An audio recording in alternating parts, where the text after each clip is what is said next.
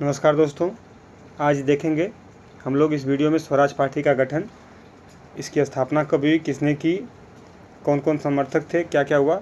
इसमें कम लिखा है लेकिन हम लोग वैसे जितना जानकारी है उस सबको कवर करेंगे। ठीक है, अगर वीडियो अच्छी लगती है दोस्तों के साथ शेयर करें, सब्सक्राइब करें, लाइक और शेयर करना ना भूलें, सब्सक्राइब करना ना भूलें भैया जो देखते हैं। देखिएगा, लिखा है कि इस पार्टी की स्थापना प्रयागराज में 1923 में सी.आर. दास और मोतीलाल नेहरू ने की थी। ठीक है, जनवरी 1923 में इलाहाबाद में इसकी स्थापना हुई थी। संस्थापक चित्तरंजन दास मतलब अध्यक्ष थे और मोतीलाल नेहरू जी इसके महामंत्री मतलब सचिव थे। इसके समर्थक कौन कौन थे, तो आपके विट्ठल भाई पटेल, हकीम अजमल खां, जैसे उनका नाम था अयंगर जी, श्रीनिवास अयंगर जी, और आपका चिंतामन केलकर जी थे, मदन मोहन मालवीय जी थे, एम.आर. जयकर जी थे। ये लोग इसके समर्थक थे। इसका उद्देश्य क्या था? इसका उद्देश्य था कि भारत को स्वराज दिलाना, सेल्फ रूल। उसके बाद परिषद में प्रवेश करके असहयोग के जो कार्यक्रम को अपनाना और असहयोग आंदोलन को सफल बनाना। और क्या था? सरकार की नीतियों का घोर विरोध करना, उसके कार्यों में अड़ंगा लगाना, और जिससे उसको सुचारू रूप से मतलब जो कार्यकारिणी सभा चल न सके, और सरकार की नीतियों में परिवर्तन के लिए इसको विवश करना, अंदर से मतलब सरकार का हिस्सा होके करना चाहते थे लोग। असहयोग आंदोलन की समाप्ति के पश्चात यह प्रश्न उपस्थित हुआ कि 1919 के सुधारों के अंतर्गत कांग्रेस को व्यवस्थापिका सभाओं में चुनाव में भाग लेना चाहिए अथवा नहीं। तो मोतीलाल नेहरू, चित्तरंजन दास जी के नेतृत्व में कांग्रेस के एक वर्ग का विचार था कि 1923 के चुनाव में भाग लेकर विधान परिषदों में प्रवेश कर सरकार का विरोध किया जाए। इन लोगों को परिवर्तनवादी की संज्ञा दी गई। जो लोग परिवर्तन चाहते थे उन लोगों को परिवर्तनवादी की संज्ञा दी गई, इसीलिए यहाँ लिखा है परिवर्तनवादी, इसी को डिस्क्राइब कर रहे हैं। फिर और कांग्रेस में जो दूसरा वर्ग था, उसमें सरदार पटेल साहब, विट्ठल भाई जो थे इनके बड़े भैया, वो इनके मोतीलाल नेहरू जी के साथ थे। और जो विपक्षी में थे, दूसरा वर्ग था, उसमें सरदार पटेल, सी राजगोपालचारी, चक्रवर्ती राजगोपालचारी कहते हैं, डॉक्टर अंसारी अयंगर, राजेंद्र प्रसाद जी, ऐसे लोग विधान परिषदों में प्रवेश के विरोधी थे। इन्हें अपरिवर्तनवादी, नो चेंजर्स कहा गया। ठीक है, इनको उपमा दी गई। अब जो ऊपर साहब प्रश्न है, इनका निर्णय दिसंबर 1922 में कांग्रेस का जब गया अधिवेशन हुआ, कहाँ पे हुआ? कांग्रेस का गया अधिवेशन 1922 में 1922 में हुआ। इसके अध्यक्ष कौन बने? सी.आर. दास जी, और आपका मोतीलाल नेहरू जी भी थे। इनके नेतृत्व में परिवर्तनवादियों ने प्रस्ताव रखा, इस प्रस्ताव को अस्वीकृत कर दिया गया। ठीक है, तो जो दास जी और नेहरू जी क्या करते हैं कि कांग्रेस से त्यागपत्र दे देते हैं। जनवरी 1923 में इलाहाबाद में स्वराज पार्टी का गठन करते हैं, वो भी आपका कांग्रेस के तले ही करते हैं। फिर इसके अध्यक्ष कौन बनते हैं? ऊपर देख चुके हम लोग, आपके चित्तरंजन दास जी इसके अध्यक्ष बनते हैं। और उसके बाद महासचिव बनते हैं आपके मोतीलाल नेहरू जी। और अलग होने के बाद ये स्वराजियों ने अपने को कांग्रेस से अभिन्न अंग के रूप में प्रचारित किया, कहा कि हम कांग्रेस से अलग नहीं हैं, हम कांग्रेस का हिस्सा हैं।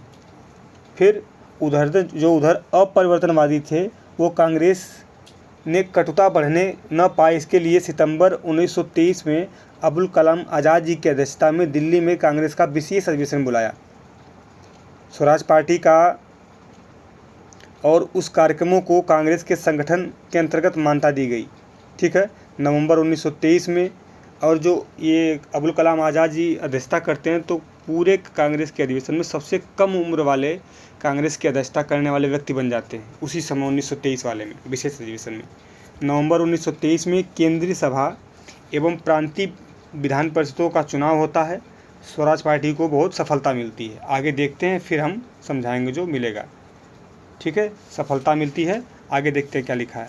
लिखा है कि यहाँ पे जिस समय भारतीय राष्ट्रीय आंदोलन में चारों तरफ शांति थी, उस समय इन लोगों ने इस पार्टी के द्वारा राष्ट्रीय आंदोलन की गतिविधि जारी रखा।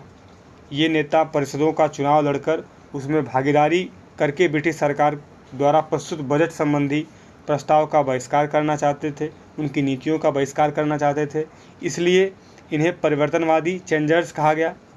और राजेंद्र प्रसाद, अबुल कलाम आज़ाद, चक्रवर्ती राजगोपालचारी, सुब्रमण्यम अय्यर, इनमें से विश्वास नहीं किया, इन्हें अपरिवर्तनवादी कहा गया। ठीक है, कुछ अन्य महत्वपूर्ण तथ्य जो मैं बता रहा हूँ वो सुनते रहिए। अब चुनाव होता है जब केंद्रीय विधानसभा का और प्रांतीय विधान परिषदों का, तो स्वराज पार्टियों को जो पार्टी के मेंबर थे इनको बहुत सफलता मिलती है। क्या मिलती है कि उन्हें केंद्रीय विधानसभा में 105 निर्वाचन सीटों में से 40 से अधिक सीटों पर जीत मिलती है। याद रखिएगा, 105 जो सीटें थी इनमें से 40 से अधिक सीटों पे, 40 प्लस सीटों पे इनको सफलता मिल जाती है, जीत मिलती है स्वराज पार्टी वालों को। ठीक है, और प्रांतीय विधान परिषदों में स्वराज पार्टी को मध्य प्रांत में स्पष्ट बहुमत मिलता है। बंगाल में यह बड़े दल के रूप में उभरते हैं। बम्बई उत्तर प्रदेश में जो संयुक्त प्रांत है ये संतोषजनक सफलता मिलती है इनको। पंजाब और मद्रास में जातिवाद और सांप्रदायिकता के कारण इनका सफलता नहीं मिलती है। फिर प्रारंभ में स्वराज पार्टी क्या करती है, स्वराज पार्टी ने सरकार के से विरोध की नीति अपनाई, सरकारी प्रस्तावों का विरोध किया, किंतु उनके विरोध के बावजूद गवर्नर जनरल और गवर्नर अपनी स्वेच्छा के कार्य करता रहा। फिर क्या हुआ, ये सब कार्यवाहियाँ होती रही तो प्रांतों में द्वैत शासन को खोखलेपन का स्पष्ट दिया गया, इन्होंने कहा। आगे देखिएगा, फिर आता है आपका 5 फरवरी 1924। 5 फरवरी 1924 को गांधी जी के स्वास्थ्य खराब के कारण जेल से रिहा कर दिया गया। 5 फरवरी 1924 याद रखिएगा, 5 फरवरी 1924 गांधी जी को रिहा कर दिया गया और स्वराजियों ने धीरे धीरे एकता स्थापित कर ली। बाहर आकर स्वराजी नेताओं ने सुयोग, अनुभवी, ईमानदार, देशभक्त की संज्ञा दी गई। इसके बाद 6 नवंबर 1924 को गांधी जी, चित्तरंजन दास, नेहरू जी ने संयुक्त मंतव्य किया। इसे गांधी दास पैक्ट कहते हैं। इसी दिन जो इन तीनों ने आपका मंतव्य किया उसे गांधी और दास पैक्ट कहते हैं। गांधी, ये इंपॉर्टेंट है, देखिएगा, गांधी दास पैक्ट कहते हैं। ठीक, इस पैक्ट में क्या क्या हुआ, इस पैक्ट में यहीं लिख देते हैं, यही ब्लैंक है, 1 मिनट, हाँ यहाँ आएगा। इस पैक्ट में क्या हुआ, असहयोग अब राष्ट्रीय कार्यक्रम नहीं रहेगा, पहला। दूसरा है कि स्वराज पार्टी कांग्रेस के अभिन्न अंग के रूप में विधानसभाओं के अंदर कार्य करेगी। तीसरा है कि इस पैक्ट की जो पुष्टि है गांधी जी की अध्यक्षता में संपन्न हुई और 1924 में जो बेलगांव का अधिवेशन होगा, बेलगांव अधिवेशन, इसकी अध्यक्षता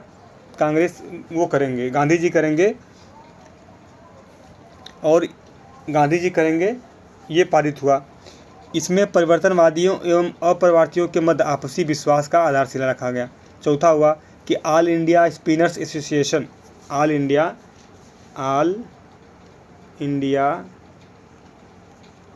स्पिनर्स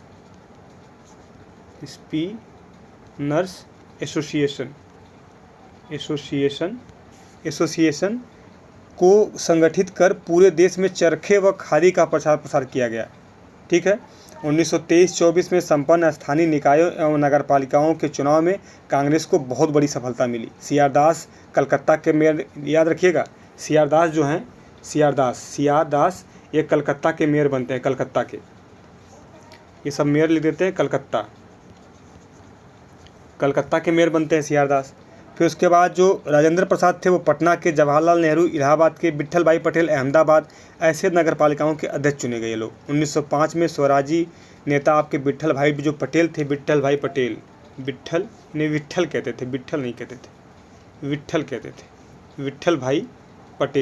बीबीटी, ये केंद्रीय विधानमंडल के अध्यक्ष चुने गए, पहले भारतीय थे ये।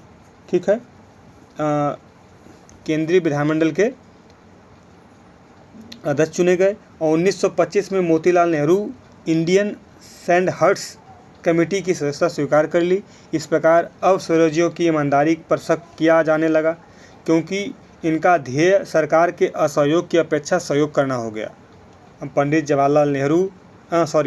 मदन मोहन मालवीय और लाला लाजपत राय, इन नेताओं ने सांप्रदायिकता की लहर में हिंदू हितों की रक्षा हेतु सरकार का सहयोग करने हेतु उद्यत थे। 1925 में मोतीलाल नेहरू और आपका जिन्ना, यह आपका क्या करते हैं, इनमें इनके मतों में थोड़ा अंतर हो गया और स्वराजवादी जो थे इनका प्रभाव मंद पड़ने लगा। फिर क्या होता है कि आपका 16 जून को इनकी मृत्यु हो जाती है, सी आर दास की। 16 जून 1925 को सी आर दास की मृत्यु हो जाती है। सी आर दास जी की मृत्यु हो जाती है, मृत्यु हो जाती है इनकी। ठीक है। दास की मृत्यु के बाद स्वराज दल का बड़ा आघात लगा और 1926 के चुनाव में इस दल के विशेष सफलता नहीं प्राप्त हुई। मुस्लिम थे, मुस्लिम लीग वाले थे, वो विधानमंडल के प्रतिनिधित्व उनका बढ़ गया और फिर भी क्या होता है कि स्वराजवादियों ने स्थगन प्रस्ताव लाने की सफलता को प्राप्त कर लिया था। 1928 में सार्वजनिक सुरक्षा विधेयक, याद रखेगा, 1928 में सार्वजनिक सुरक्षा विधेयक पर सरकार को पराजय किया था। ये सारा इनकी कहानी थी। एक और है कि असहयोग आंदोलन की सफलता के बावजूद जन जागृति को बनाए रखने के लिए द्वैत शासन के दोषों को स्पष्ट किया गया। इसी में गोलमेज परिषद की मांग हुई, मूडी मैन समिति की नियुक्ति हुई। फिर ये सब सारा करते हुए तो आप देखेंगे 1927 में साइमन कमीशन की नियुक्ति होती है और 1928 में साइमन कमीशन आता है। ये सारी घटनाएं देखेंगे आगे। ठीक है, ये कंप्लीट हुआ। अगली वीडियो में देखेंगे हम लोग क्रांतिकारी आंदोलन। तब तक के लिए धन्यवाद। जय हिंद।